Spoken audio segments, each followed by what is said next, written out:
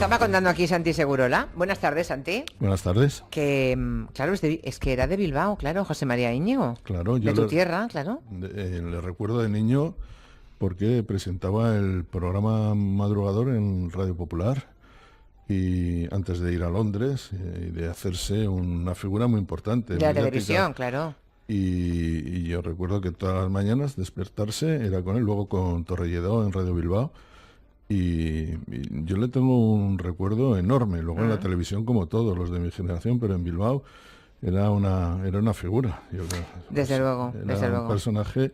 Yo quiero decir que a su manera fue un americano, por decirlo. Entendió muy bien lo que estaba pasando en su época, entendió muy bien el movimiento juvenil, entendió muy bien el movimiento musical. De hecho, creó una revista buenísima que se llama Mundo Joven. Sabía mucho de música, muchísimo, sí. Y tenía además una magnífica relación profesional con Jesús Torbado, un fantástico periodista. Entre los dos escribieron la primera enciclopedia del rock español, muy buena, por cierto, en el año 70. Y digamos que no es que fueron adelantados a su tiempo, pero sí un hombre que comprendió perfectamente su tiempo, que no era fácil en aquel momento.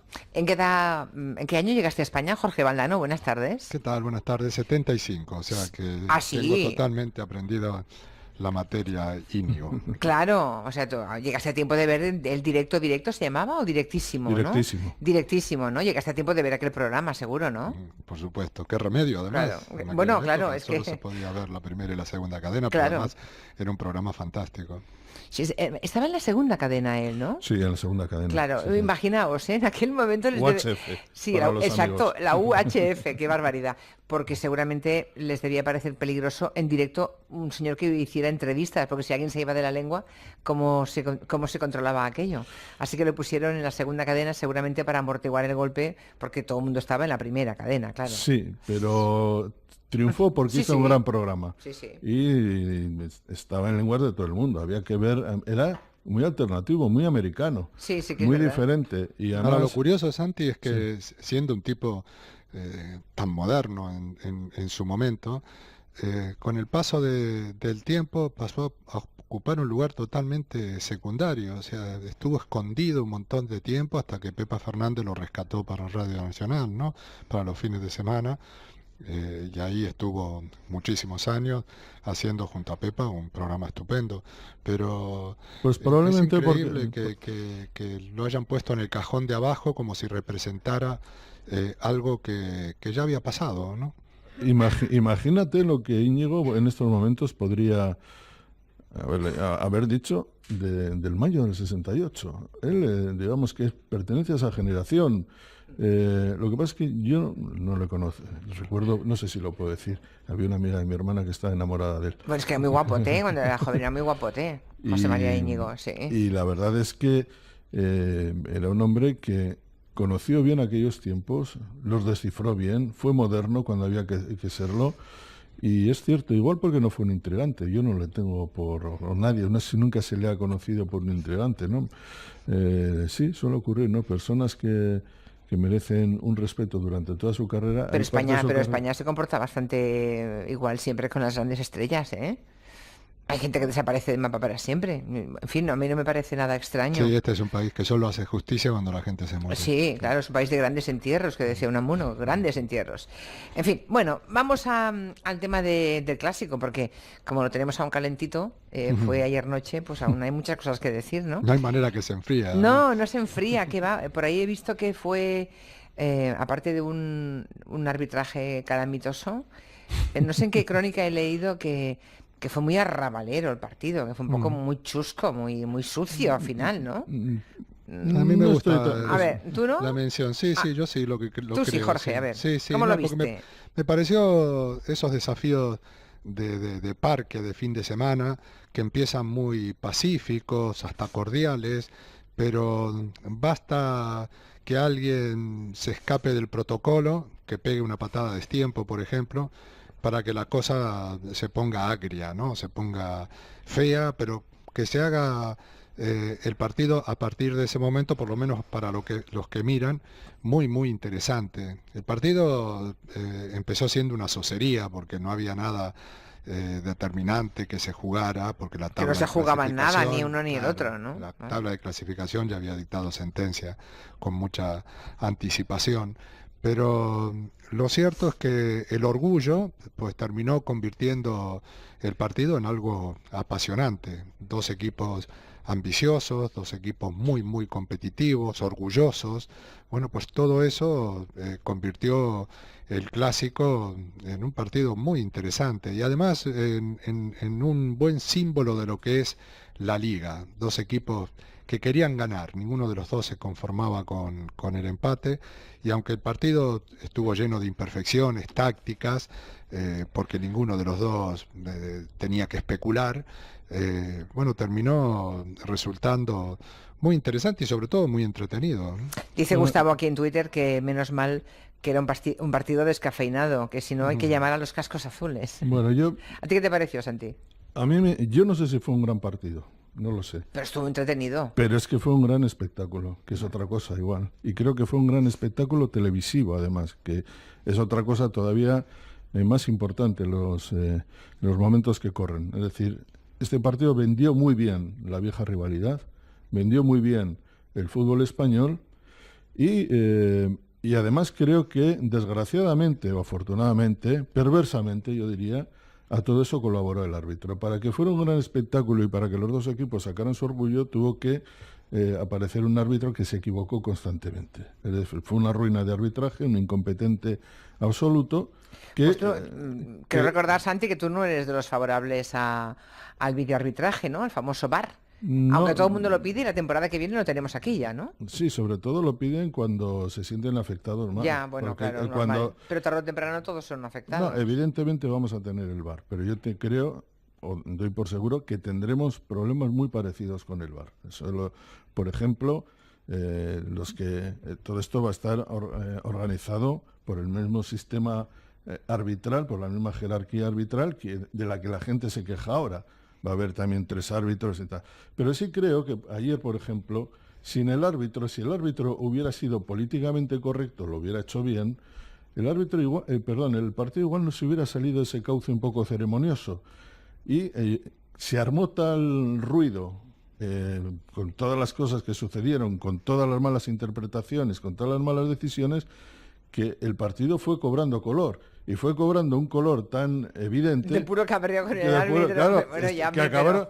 De pero hecho, porque no se jugaba en nada. Imagínate que, no, no, que sí, con la tontería. para pues, mí sí, para mí sí se jugaba mucho. Te voy a decir La por qué. dignidad. No, Ah, no es la dignidad. Primero, el Barça venía herido de la final de Roma. Y había ganado la Liga, había ganado la Copa, pero era, digamos, estaban festejando de manera melancólica ese triunfo, como si no fuera suficientemente importante por 2 razones. Uno, porque habían sido vapuleados inesperadamente en Roma, y 2, porque el Real Madrid estaba en la final de la Copa Europa.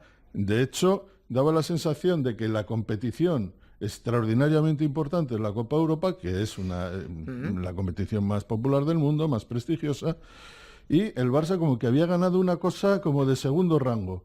El partido le daba la oportunidad de ganar o perder. Si ganaba al Madrid, ganaba bien, le ganaba al finalista y al campeón de Europa, y de alguna manera remediaba un poco esa sensación de frustración. Y de hecho, el empate le favoreció, yo creo que a los dos equipos, porque fue un empate conseguido, un partido muy entretenido, divertido, con goles de los principales protagonistas, Cristiano y Messi, y además con una épica que el Barça le suele faltar, o que le ha faltado en ocasiones, con 10 jugadores. Es decir, cuando terminó todo, la gente como que se sintió un poco recompensada. Bueno, la Liga tiene mérito porque le hemos ganado a este equipo que está en la final. y porque tal. el Barça sigue imbatible. Sí, sí. Pero yo pensaba que antes del partido, que efectivamente para el Barça era una oportunidad de reivindicarse y de demostrar que lo de la Champions había sido un accidente, ¿no? Pero lo cierto es que fue el partido el que alteró las cosas, el que la modificó y el que puso todos los elementos raciales, hasta el punto de sacar del perfil a un montón de jugadores, ¿no? Nadie espera de Sergi Roberto que pegue un puñetazo, ni de Messi que se tira a los pies de Sergio Ramos en una jugada. O que Bale le pegue una patada por detrás. Una patada por detrás a un Titi. O sea, son todos jugadores normalmente pacíficos, de un perfil bajo, en absoluto violentos, que cobran más que dan, pero que ayer, sin embargo, por la locura en la que se convirtió el partido, terminaron saliendo totalmente de lo que nos tienen acostumbrados, ¿no? Al final no hubo paseillo, pero sí hubo un paseo final de Andrés Iniesta por el campo con esta banda sonora.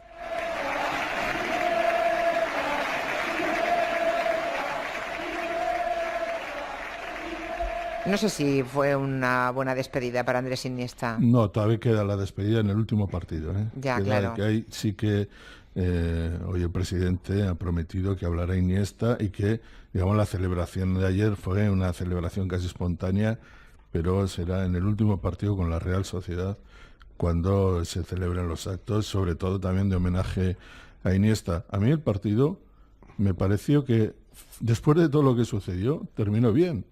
Es decir, es como si una vez terminado el encuentro, los jugadores de los dos equipos no reconsideraran, sintieran que este es un momento profesional, y yo vi un comportamiento bastante mejor de lo que he visto en otros enfrentamientos Real Madrid-Barcelona. Sí, totalmente, es verdad, sí. O sea, siguiendo con el símil del parque, es como que terminó el partido y se fueron todos a tomar una cerveza al bar más cercano al parque, ¿no? Sí. Bueno, está bien. Estuvo bien, ¿no? A mí, digamos que los jugadores recuperen ese espíritu amateur, que jueguen sintiéndose otra vez niños. Bueno, todo eso me parece reconfortante, ¿no? O sea, que el negocio no acaba de aplastar la vocación que todo futbolista tiene de serlo, ¿no? Hay un oyente que se llama Iván que decía, todo esto, ¿cuándo quedaron? Llevo todo el día escuchando lo del árbitro, pero nadie me dice el resultado del partido. Eso lo sabemos, mira. Terminaron 2-2. 2-2, está bien, tiene gracia. Eso es que no es muy futbolero, Iván, ¿eh? Este oyente, pero no tiene gracia. Es verdad, damos por sentado que todo el mundo sabe que acabó 2-2. Pues no, hay gente que no lo sabe. No sé a qué periodista he oído hoy una frase, un pensamiento memorable. Diciendo, ¿cuál? Este señor Hernández no sabía si un Hernández iba con el Madrid y el otro Hernández con el Barça. Qué bueno. Y lo de Gerard Piqué, porque cogió el micrófono para pedir al staff que hiciera ese pasillo, que el Real Madrid no quiso. No sé si os parece normal, ¿no?, que el Real Madrid no le hiciera el pasillo aquí en Barcelona. No, yo tengo en ese sentido una opinión distinta a la oficial, por decirlo de algún modo. Me gustó mucho todo lo que dijo Zidane el día previo al partido. Me parece que es una tesis aceptable y sobre todo en estos momentos no tengo ninguna duda de que hay más adherente a la tesis de Zidane que a la tesis que yo voy a dar ahora. Para mí el Madrid es un equipo grande y un equipo grande representa la grandeza. Y la grandeza y los valores se demuestran en momentos como este, ¿no? El himno del Madrid dice, cuando pierde, da la mano, ¿no? Bueno, pues aquí hacerle pasillo al ganador me hubiera parecido un acto de grandeza. Es cierto que estamos en un momento en donde el pasillo sirve más para humillar al vencido que para dignificar al ganador. Pero el Madrid tendría que haber hecho su parte y en su parte hubiera demostrado su grandeza histórica. Si el Barcelona o una parte del Barcelona hubiera utilizado ese pasillo de una manera indigna, ese era un problema del Barcelona, que en todo caso achicaba la grandeza del Barcelona, pero en ningún caso la que el Real Madrid hubiera demostrado. Esa es mi teoría. Pues tu tesis no triunfó, ¿eh? Como siempre, como siempre demasiado civilizada para estos momentos. Yo recuerdo un pasillo mítico del Barça al Madrid. En el último año de Rijkaard, el Madrid le sacó 19 puntos al Barcelona y en aquel pasillo, que por cierto aquel partido lo perdió el Barça 4-1 en el Bernabéu, ahí estaba Messi, estaba y se lo hicieron allí. El Barça se lo hizo en el Bernabéu. Sí, recuerdo, bueno. No sé por qué esto se ha convertido, bueno, iba a decir no sé por qué, sí sé por qué, porque esto se ha incendiado ya, ¿no? Pero Claro. a mí me parecía que era un gesto, además entre profesionales, de reconocimiento que le hacen un gran favor al fútbol. Hablemos un poco del Atlético de Madrid, que ayer perdió ante el Español. Creo que es la primera derrota que tiene, ¿no? En el Wanda Metropolitano. Se prepara para jugar contra el Olympique de Marsella en Lyon, en la final de la Europa League. ¿Cómo lo veis? Bueno, son pocos en el Atlético de Madrid. O sea, la plantilla le ha quedado muy corta. El equipo eh, hace sobreesfuerzos tremendos en cada partido, sobreesfuerzos casi heroicos, eh, porque su entrenador propone ese estilo y también porque el público lo festeja, lo alienta, ¿no? De hecho, cada partido en el Wanda parece un ejercicio de supervivencia, ¿no? Los jugadores se matan, hacen de cada balón un desafío que parece el último de la vida, en fin, todo eso generalmente produce un cansancio que no siempre es fácil de gestionar, de manera que 3 días después de haberse clasificado para la final, ayer jugaron con el resto, con lo que quedaba, el resto de energía que ¿Pero qué quedaba. pasa? ¿Que no tienen banquillo? ¿No tienen jugadores? Pues está utilizando prácticamente durante toda la temporada a los mismos jugadores, solo Ya. las lesiones. Llegó un van momento, apartando. Jorge, en que Simeone, en enero, decidió que prefería jugar con menos jugadores, tener menos jugadores en la plantilla, que jugadores que, en su opinión, fueran incapaces de comprometerse con el equipo, de la forma que ha dicho Jorge, evidentemente. Entonces, de ¿Qué ahí hicieron? ¿Vendieron gente? sí, a Ya. China, a Gaitán, Carrasco, fueron eliminando gente del equipo y claro, al final las temporadas son muy largas, Claro. las lesiones son muchas, las sanciones también, y acabas jugando con 14, 15 jugadores y evidentemente Porque un gran equipo, ¿cuántos debe tener, más o menos? Perdona que haga preguntas así como No, la plantilla tiene de novata, 23. pero está bien porque habrá mucha gente que no y yo aprendo cosas del mundo del fútbol. entre 20 y 23. 20 y 23, vale, sí, lo normal. En general se utilizan mucho, yo creo, Jorge, hasta 18, 19 Sí, eso jugadores. es, exacto, sí, exactamente. Y ahora el Atlético de Madrid, que debe tener 15. Está con 15 y Ya. gracias, porque eso es así. Y Dicho esto, hay que decir que es heroico lo que están haciendo y que tiene un mérito descomunal, porque los jugadores siguen respondiendo al discurso de Simeone, que es un discurso que exprime al jugador. No es que los mande de fiesta, los mande a jugar al fútbol como si se tratara de un acto romántico, ¿no? Los manda a la guerra a todos los partidos y los jugadores van y van con el mejor ánimo del mundo y todo eso. Y así van a ir a la final, ¿eh? No, Así van a ir a las penales, pero quiero decir y que así todo, son todo favoritos eso en la final ha también. terminado despertando a un Atlético que antes de Simeone parecía adormecido, ¿no?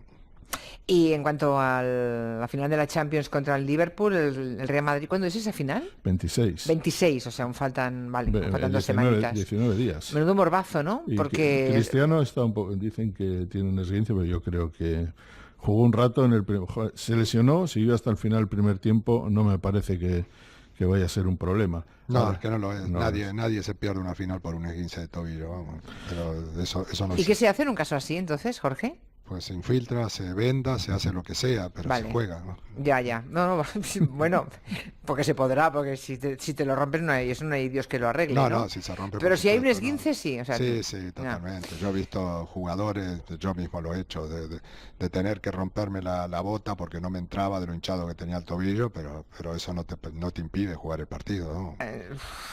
Será la testosterona o algo, no sé, porque... En fin. Bueno, la adrenalina.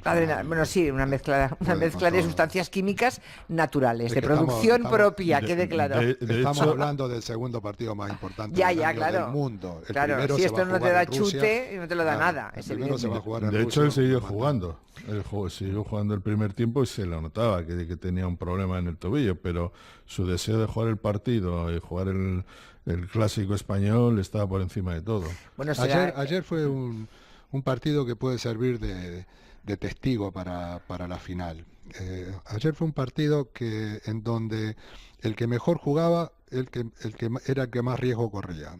Le pasó al Barcelona en el primer tiempo contra un Real Madrid muy ordenado, de mitad de campo hacia atrás, que sin embargo lo sacudía cada vez que recuperaba la pelota con contragolpes. En el segundo tiempo el Barcelona tenía 10 jugadores y se quedó con la idea del Madrid. Se replegaron, esperaron atrás, pero cada vez que salían en contragolpe era medio gol.